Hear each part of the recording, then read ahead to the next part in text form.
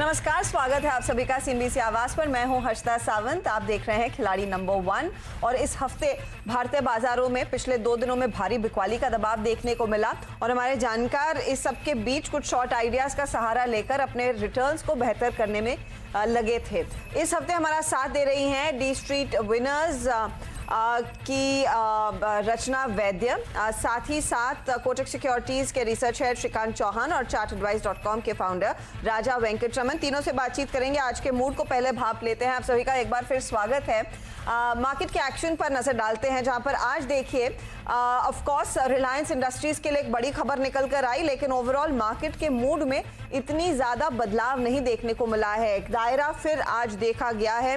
खुला मजबूत बाजार, निफ्टी स्क्रीन पर लेकर आइएगा डायरेक्टर साहब, और उसके बाद थोड़ी सी हल्का पर एक रेंज में है। ऐसा नहीं है कि अंधाधुंध तेजी है। 75 पॉइंट की ही बढ़त देखने को मिली है। साथ ही साथ आप निफ्टी बैंक पर नजर डालिएगा, क्योंकि इसने समय समय पर दम तोड़ा है पिछले 2 ट्रेडिंग सेशंस में।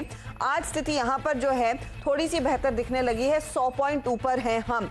मिड कैप्स जो पूरी तरह से धराशायी हुए थे पिछले 3 ट्रेडिंग सेशंस की लगातार बिकवाली में, यहां पर भी थोड़ी सी रौनक है। 100 पॉइंट ऊपर ये इंडेक्स निकल कर आ रहा है। तो ये इनफैक्ट इंडेक्स का आपके लिए हाल सामने आया। कुछ स्टॉक्स जो रेडार पर आज के सत्र में हैं, उसमें ऑफ कोर्स रिलायंस इंडस्ट्रीज है तेजी की तरफ। यहाँ पर केकेआर का निवेश आना, साथ ही साथ जियो का एक अग्रेसिव पोस्टपेड में नए पैकेजेस लॉन्च करना, वो फेवर में जाता हुआ दिखाई दे रहा है। और कंजम्पशन थीम वाले काउंटर्स, चाहे वो एशियन पेंट हो, चाहे आपका नेस्ले हो, ब्रिटानिया हो, इनमें तेजी बनती दिखाई दी है। तो चलिए, आज के मूड को हमने देख लिया है। अब जानकारों से पूछते हैं आज की रणनीति क्या रहेगी। रचना, गुड मॉर्निंग। बताइए क्या स्ट्रैटेजी रहेगी, क्योंकि एक पुल बैक देखने को मिल रहा है और कल ऑफ कोर्स एक्सपायरी है। पिछले 2 दिनों में बिकवाली वाले ट्रेड्स का सहारा लिया, आज क्या किया जाए? Good morning Harshita and good morning to all the viewers. जैसे हमने देखा, आज निफ्टी गैप के साथ खुला है और ना खुलता गैप के साथ, अप गैप के साथ तो ज्यादा बेटर था ट्रेडर्स के लिए। लेकिन एनीवेज जो हुआ है, अब ये देखना है कि प्रीवियस लो और प्रीवियस क्लोज के बीच में अगर ये कहीं पे सपोर्ट ले लेता है ड्यूरिंग द पुल बैक्स, जो भी दिन में पुल बैक्स आते हैं उसमें, तो ये जो मूव है ऑन द अप साइड वो कंटिन्यू हो सकता है आज, और आज से भी ज्यादा सेकेंड हाफ या तो कल में। और बैंक निफ्टी में भी ऐसा ही है, अगर प्रीवियस लो सस्टेन कर लेगा तो हम एक पुल बैक रैली जरूर देख सकते हैं। ओके, तो देखते हैं क्या प्रीवियस लो को सस्टेन करता है या नहीं, और ये पुल बैक टिक पाता है या नहीं। राजा वेंकटरमन, गुड मॉर्निंग। आपकी अप्रोच क्या रहेगी? Good morning Arshita. जैसे कि आपने कहा कि अंधाधुंध तेजी तो देखने नहीं मिलेगी, लेकिन कल अगर कल जैसे मेरा संकेत था कि जो बैंक निफ्टी का जो लेवल्स है 21,000, वो लेवल वापस सितंबर की सीरीज में ऐसा लग रहा है कि वो टूटने का संकेत नहीं लग रहा है एज ऑफ नाउ। तो उसे मद्देनजर रखते हुए मुझे लगता है कि बैंक निफ्टी में जो रैली आएगा उसमें थोड़ा उछाल आएगा, तो इसके लिए लॉन्ग करना बेटर है। और जैसे कि हम देख रहे थे, कल भी एक अच्छा लेवल था निफ्टी में अराउंड 11,130 के आसपास, तो वहां से अच्छा रिबाउंड दिया है निफ्टी ने भी। और आज गैप अप से ये जाहिर हो रहा है कि ओवरऑल जो नीचे जो थोड़ी बाइंग हुई है, और अब जब शॉर्ट कवरिंग आएगी, अगर ये लेवल सस्टेन होता है तो कल आज शायद थोड़ा रेंज बाउंड रहेगा, लेकिन बुलिशनेस की तरफ रहेगा मार्केट। और कल एक एक्शन ओरिएंटेड एक्सपायरी होने का उम्मीद है मुझे। ओके, तो एक्शन वाले लॉन्ग साइड, कोई लॉन्ग की ही मैं अपेक्षा रखूंगा। ओके, तो लॉन्ग के ट्रेड्स पर ही फोकस रहेगा। राजा का श्रीकांत से पूछ लेते हैं क्या रणनीति आपकी होनी चाहिए आज। श्रीकांत, बताइए क्या अप्रोच रहेगी? Harshada, good morning. Good morning. देखिए मार्केट में 3 तरह के ट्रेंड होते हैं। एक होता है बुलिश ट्रेंड, एक होता है बेरिश ट्रेंड, और एक होता है साइडवेज वाला ट्रेंड, जो काफ़ी फनी होता है, ट्रिकी होता है, और हम उसी ट्रेंड में अभी कन्वर्ट हो चुके हैं। मार्केट ने अभी तक अपना पूरा करेक्शन किया नहीं है। अगर मुझे लगता है कि अगर मार्केट करेक्शन करता है तो एक बार 10,900 या 10,850 के जो लेवल्स है, जहाँ पे 200 दिन का सिंपल मूविंग एवरेज का सपोर्ट है मार्केट को, अगर वहाँ तक अगर मार्केट आता है तो ये मार्केट अच्छी तरह से करेक्ट हो जाएगा। अदरवाइज ये मार्केट और गिरना चाहिए, लेकिन अभी हम लोग एक लास्ट फेज में आ चुके हैं गिरने के, जो साइडवेज हो चुका है। और इसी वजह से अगर आप लॉन्ग ट्रेड लेते हो तो वो इमीडिएटली वो रिवर्स हो जाता है, शॉर्ट ट्रेड लेते हो तो वो भी रिवर्स हो जाता है। तो मुझे भी ऐसा लगता है कि काफ़ी स्टॉक स्पेसिफिक रहना पड़ेगा। और आज के दिन में अगर आप देखेंगे तो जो मैक्सिमम एक्टिविटी देखने को मिल रही है वो एफएमसीजी में देखने को मिल रही है, रियल एस्टेट में देखने को मिल रही है। और इसी वजह से अगर फोकस करना है तो इन्हीं दो सेक्टर पे फोकस करना है अगर लॉन्ग साइड का ट्रेड करना है। अदरवाइज अगर मार्केट आज के जो डेज लोवेस्ट लेवल है अगर उनको ब्रेक करता है रिपीटेशन में, तो फिर मुझे लगता है कि बिकवाली का दबाव बढ़ेगा। तो मुझे लगता है कि फर्स्ट हाफ थोड़ा सा और देखने की ज़रूरत है, सेकेंड हाफ में हम अच्छे ट्रेड्स ले सकते हैं। ओके, तो देखते हैं अब पोर्टफोलियो की स्थिति क्या दिख रही है और यहाँ से आगे फिर क्या अप्रोच रहेगी। एक एक करके सबके पोर्टफोलियो पर नजर डालते हैं। सबसे पहले किसका पोर्टफोलियो आ रहा है, ये देखिए ओवरऑल रिटर्न्स पहले आपके सामने आ चुके हैं। कल तक का मामला था, रचना वैद्य अकेली थी पॉजिटिव रिटर्न्स में और -3% के रिटर्न श्रीकांत चौहान के, -20% के रिटर्न्स लगभग राजा वेंकट रमन के हुए। अब आते हैं श्रीकांत के पोर्टफोलियो पर। श्रीकांत ने कल दोपहर में जी एंटरटेनमेंट पर एक बाय कॉल दिया, उससे एग्जिट कर लिया। भारती पर एक लॉन्ग कॉल था इनका, होल्ड कर रहे हैं अभी भी। आज हालांकि भारती के स्टॉक में हम देख रहे हैं प्रेशर है क्योंकि टैरिफ वॉर बढ़ने वाली है पोस्टपेड बिजनेस में। श्रीकांत बताइए नया क्या जोड़ेंगे? देखिए राइट नाउ तो मैं कुछ भी नहीं जोड़ रहा हूँ क्योंकि मुझे लगता है कि मार्केट गैप अप खुलने के बाद अभी तक वो डिसाइड कर रहा है कि विच डायरेक्शन उसको जाना है। और रिलायंस जैसे दिग्गज काउंटर में अच्छी न्यूज़ आने के बावजूद स्टॉक स्टेबल और साइडवेज ट्रेड कर रहा है। तो मुझे लगता है कि प्रेशर बना हुआ है मार्केट में और शायद ऐसा ना हो कि सेकेंड हाफ में और प्रेशर बढ़ जाए। और इसी वजह से मुझे लगता है कि लॉन्ग या शॉर्ट लेने से बेटर है कि थोड़ा वेट किया जाए। यस, मुझे लगता है कि अगर ट्रेड अगर लेना ही है अगर तो एक एफएमसीजी, रियल एस्टेट और सेकंड में ऑप्शन रखूंगा टू व्हीलर्स। तो इन तीनों सेक्टर पे ध्यान है, अगर उसमें से कोई स्टॉक समझ में आता है तो मैं पक्का ट्रेड लूंगा। ओके, तो अभी फिलहाल अपॉर्चुनिटी का फायदा नहीं उठा रहे हैं, टाइम लेंगे और आगे नया ट्रेड जोड़ेंगे। श्रीकांत नजर रखिए, क्या पता आपको अगले कुछ मिनटों में ही अच्छा ट्रेड दिख जाए। रचना के पोर्टफोलियो पर नजर डालते हैं और इन्होंने देखिए कल मुझे याद है नेस्ले पर एक शॉर्ट कॉल दिया था। आज हालांकि नेस्ले में एक टर्न राउंड देखने को मिल रहा है, वहां पर प्रॉफिट बुक कर लिया इन्होंने और एक्सिस बैंक पर भी एक बहुत अच्छा शॉर्ट कॉल था, वहां पर अच्छे खासे पैसे भी बने। रचना बताइए आज का नया ट्रेड क्या रहेगा? मेरा आज का पहला जो ट्रेड है वो रिलायंस पे है और रिलायंस का इंट्राडे चार्ट जो है काफी बेटर लग रहा है पहले पिछले कुछ दिनों के कंपैरिजन में। और मैंने यहाँ पे स्टॉप लॉस लगाने का सोचा है 2190 और टारगेट लगाने का सोचा है 2400 और 2450 के आसपास। तो अगर ये जो जैसे आज उसके पास टेलविंड भी है बिकॉज उसका न्यूज आया है और ये एक ऐसा स्टॉक है अगर ये संभल लेगा तो ये पूरी मार्केट को भी संभाल सकता है। तो जो पुल बैक का टाइम आज सेकेंड हाफ में और कल जो हम देख रहे हैं उसमें अगर वो पुल बैक सही में फ्रक्टिफाई होना है तो ये एक मेन स्टॉक होना चाहिए। ओके, तो RIL में 2450 के टारगेट के लिए पोजीशन आप रखें। तेजी की 2190 का स्टॉप लॉस रहेगा। और आज दो खबरें हैं, एक तो KKR का निवेश आना रिलायंस रिटेल में और दूसरा ऑफ कोर्स जियो ने जो नए प्लान लॉन्च किए हैं पोस्टपेड कारोबार के लिए, पोस्टपेड यूजर्स के लिए रादर, वो भी एक फायदे का सौदा ही बना है। तो ये आपके लिए आ चुका है RIL का ट्रेड। राजा वेंकटरमन के पोर्टफोलियो पर नजर डालते हैं। इन्होंने कुछ बाय कॉल्स दिए कल, इनमें से क्या स्थिति फाइनली उभर कर आई है ये देखिए। बायोकॉन होल्ड है, दीपक नाइट्राइट्स भी होल्ड है, दोनों तेजी के ट्रेड्स थे। राजा फिर नया क्या जोड़ेंगे?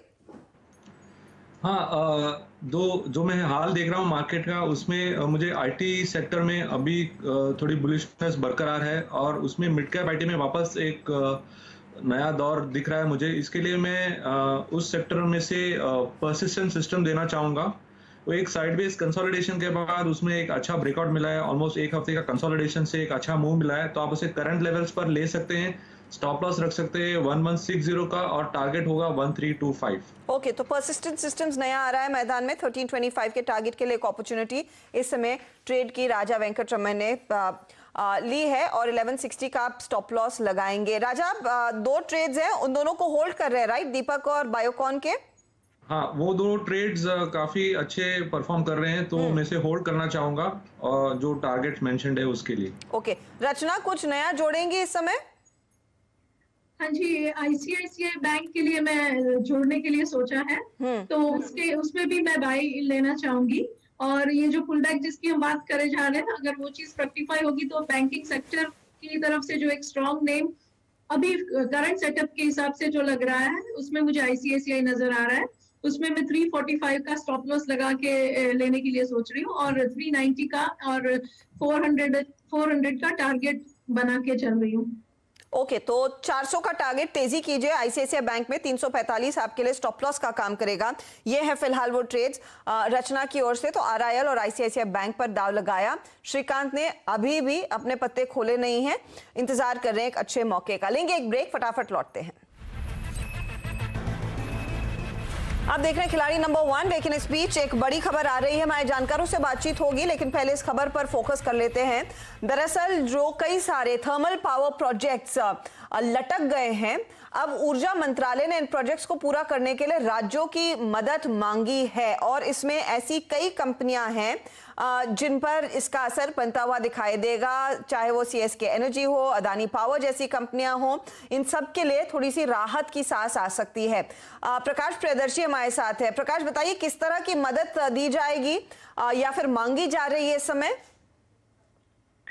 देखिए, जिस तरीके से ये प्रोजेक्ट्स हैं, ये भी अंडर कंस्ट्रक्शन प्रोजेक्ट्स हैं, और करीब करीब 20,000 मेगावाट के जो प्रोजेक्ट्स हैं, और ये सब प्राइवेट कंपनियों के प्रोजेक्ट्स हैं जो कि अलग अलग फेजेस में हैं, 9 राज्यों में फैले हुए हैं। और इन प्रोजेक्ट्स के लिए पहले से ही मुश्किल इस बात की थी कि इनके पास पीपीए नहीं था, फाइनेंशियल स्ट्रेस था, लेकिन अब कोरोना संकट की वजह से इनके ऊपर ज्यादा आर्थिक दबाव जो है वो बढ़ गया है, और इन प्रोजेक्ट्स का जो काम है वो रुक गया है। ऊर्जा मंत्रालय ने कहा है कि कोरोना संकट की वजह से ये ज्यादा दबाव में आ गए हैं, और फिलहाल इनका फ्यूचर जो है वो अधर में लटक गया है, और जल्दी रिवाइवल की उम्मीद भी नहीं दिख रही है। उसको देखते हुए ऊर्जा मंत्रालय ने एक नई कोशिश की है, और अब राज्यों से कहा है कि इन प्रोजेक्ट्स को पूरा करने में मदद की जाए। इसके लिए 2 तरह की मदद मांगी गई है। पहला तो ये कि जो ऑपरेशनल सपोर्ट है, जिसमें जो मशीनरी है, इक्विपमेंट्स हैं, उनकी आवाजाही में कोई दिक्कत ना हो, और दूसरा जो डिस्कॉम्स हैं वो इन प्रोजेक्ट्स के साथ पावर परचेज एग्रीमेंट करें, ताकि इनके रिवाइवल में मदद मिले। क्योंकि कुछ प्रोजेक्ट्स जो हैं वो कमीशनिंग के करीब हैं, लेकिन उनके पास पावर परचेज एग्रीमेंट नहीं है, जिसकी वजह से उनकी मुश्किलें बढ़ गई है। तो ये 2 मदद मांगी गई है, लेकिन इन सब के बीच में इन प्रोजेक्ट्स के लिए मुश्किल तो बढ़ती हुई दिख रही है, और अगर राज्य मदद के लिए आगे आते हैं तो जाहिर तौर पर इनको कुछ राहत मिल सकती है।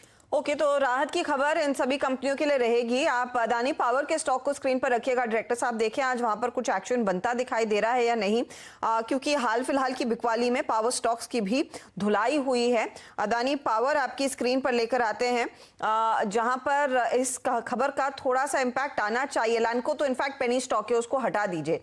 अगर कुछ फायदा होगा तो अदानी पावर जैसी कंपनियों को ही फायदा मिलना चाहिए। ये पोर्ट आपके सामने 2% नीचे पावर के स्टॉक में निचले लेवल से 1% की बढ़त आ रही है। श्रीकांत, एक बार चार्ट चेक दीजिए। ये ट्रेड ही होगा, क्योंकि कब तक ये राहत आएगी वो जैसे प्रकाश कह रहे हैं समय लगेगा, लेकिन स्टॉक चल रहा है। क्या एक अपॉर्चुनिटी है आज इंट्राडे के लिए? देखिए, वैसे स्टॉक ऑलरेडी गिर चुका है, 36-37 के करीब ही आया था, और अभी उसमें एक न्यूज़ के बाद अगर एक रिवर्सल बना है तो यकीनन हम इसे बिल्कुल ले सकते हैं शॉर्ट टर्म व्यू के साथ। 37 के आसपास की अभी प्राइस चल रही है, 37 के आसपास है। मुझे लगता है कि आज के जो लोज है, 36 रुपए के जो लोज है, हम उन्हीं स्टॉप लॉस के साथ इसे बाय करके चल सकते हैं, क्योंकि अगर इसका रिट्रेसमेंट्स अगर होते हैं तो ये स्टॉक वापस 40 रुपए के करीब आ सकता है। तो ये काफ़ी अच्छा एक शॉर्ट टर्म ट्रेड हो सकता है along with positive news flow. Okay, तो एक शॉर्ट टर्म ट्रेड के पर्सपेक्टिव से यहाँ पर मौका है। अदानी पावर 37 रुपए ऊपर, प्रकाश प्रियदर्शी की खबर का असर देखिए 1.5% भागा, फिर ऊपरी लेवल्स पर लोग कुछ कूल ऑफ भी करता हुआ दिखाई दे रहे हैं, यानी कि मुनाफा वसूली भी हो रही है इस स्टॉक में। चलिए श्रीकांत, कुछ मूड बना है पोजीशन लेने का, कुछ दिखा आपको या बाद में देंगे? बिल्कुल नहीं, बिल्कुल अर्शदा, जैसे आपने बताया कि एक शायद आपको ट्रेड मिल सकता है, और वही ट्रेड मुझे मिला है। हाँ। उसका रीजन ये है कि 2 व्हीलर स्टॉक्स में अच्छी तेजी लौटी है, और इनफैक्ट 2 व्हीलर स्टॉक्स पे हम काफ़ी बुलिश है। उसका रीज़न ये है कि ओवरऑल सेक्टर में परफॉर्मेंस है, लेकिन साथ ही साथ मुझे लगता है कि इस मंथली जो नंबर्स रहेंगे, इस महीने के जो नंबर्स रहेंगे वो काफ़ी अच्छे रहेंगे। चार्ट में अगर आप देखेंगे तो इसमें अच्छा खासा एक राउंडिंग बॉटम फॉर्मेशन बना है बजाज ऑटो में, और जो क्लियरली इंडिकेट करता है कि जो इसके इमीडिएट हाईएस्ट लेवल से 3250-3300 के, उसके वो काफ़ी नज़दीक जा सकता है। साथ ही साथ अगर आप देखेंगे तो आज के दिन में डॉलर इंडेक्स जो है वो 94 के ऊपर ट्रेड कर रहा है। दैट मीन्स कि जो इसको एक एक्सपोर्ट का बेनिफिट होता है वो भी इसे मिल सकता है। तो ओवरऑल मुझे लगता है कि काफ़ी अच्छा सेटअप है। करंट लेवल से बाय करें, 2950 का या 2940 का स्टॉप लॉस रखें, और टारगेट्स 3250 के रखें। ओके, तो ये फिलहाल आपके लिए बजाज ऑटो पे एक ट्रेड आ रहा है 4000 के ऊपर के, माफ कीजिएगा 3200 के टारगेट के लिए एक अपॉर्चुनिटी यहाँ पर देखने को मिल रही है। फटाफट वो ग्राफिक्स भी आपके सामने आ जाएंगे। यहाँ पर एक मौका तेजी का 3250 का टारगेट, 2940 का आप स्टॉप लॉस लगाकर चलें। ये फिलहाल आपके लिए अपडेट है। चलिए एक एक करके सभी के पोर्टफोलियो पर नजर डाल लेते हैं।